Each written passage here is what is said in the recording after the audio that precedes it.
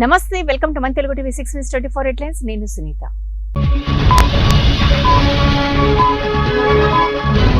Odisha governor గా కంభంపాటి హరిబాబు, వివిధ రాష్ట్రాలకు కొత్త గవర్నర్ల నియామకం. ద్రావిడ పాలనను అపహాస్యం చేస్తే పెరియార్ బడిత పూజే శరణ్యం, డిఎంకే అధ్యక్షుడు ముఖ్యమంత్రి స్టాలిన్. అదానీ ఒప్పందాన్ని రద్దు చేసే వరకు పోరాటం, సిపిఐ రాష్ట్ర కార్యదర్శి కె రామకృష్ణ. పదే పదే కాదు, లక్షల కోట్ల సార్లు అంబేద్కర్ పేరు స్మరిస్తూనే ఉంటాం, పిసిసి చీఫ్ మహేష్ గౌడ్. ఆ మహనీయుడి వల్లే ప్రపంచ దేశాలతో భారత్ పోటీ పడుతుంది, సీఎం చంద్రబాబు. డెల్టా జిల్లాల దిశగా అల్పపీడనం, రేపు ఎల్లుండి భారీ వర్ష సూచన. నా ఫిర్యాదుపై కేసు నమోదుకు ఆదేశించండి, హైకోర్టును ఆశ్రయించిన అంబటి రాంబాబు. వర్గీకరణ అమలుకు పోరాడుదాం, వ్యతిరేక కుట్రలను ఎదుర్కొందాం. దేశవ్యాప్తంగా వెంకటేశ్వర ఆలయాలు, టిటిడి చైర్మన్ బిఆర్ నాయుడు. పూరి గుడిసె ఉన్నోళ్లకే తొలి విడత ఇండ్లు, మంత్రి పొంగులేటి.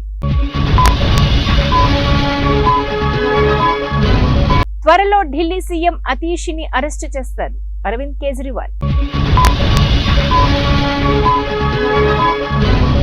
రాజస్థాన్ కౌరోలి జిల్లాల్లో ఘోర రోడ్డు ప్రమాదం, కారును ఢీకొన్న ప్రైవేటు బస్సు, 5 మృత్యువాత.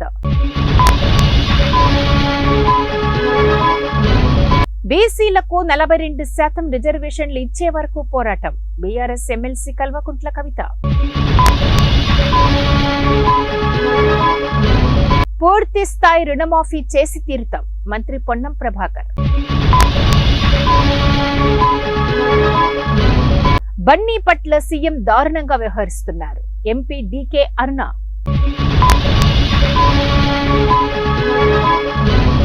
అదానీతో మనకేంటి సంబంధం, రక్షణ కేంద్రం ఏర్పాటైంది, రేవంత్ రెడ్డి.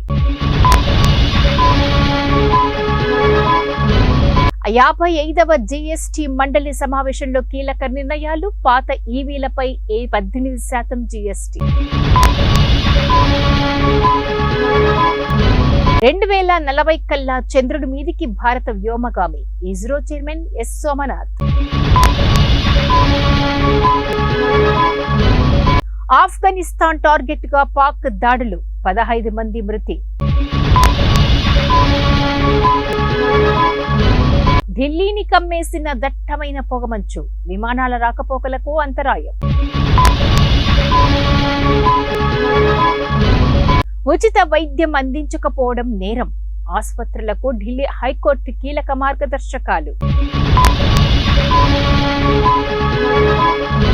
పెరుగుతున్న డిజిటల్ చెల్లింపుల ట్రెండ్, 33% పెరిగిన యూపీఐ క్యూఆర్ లావాదేవీలు. హమాజ్ నేత హనియాను చంపింది మేమే, అంగీకరించిన ఇజ్రాయెల్. కజకిస్తాన్ లో దిగ్భ్రాంతికర ఘటన, కుప్పకూలిన విమానం, 72 మంది దుర్మరణం.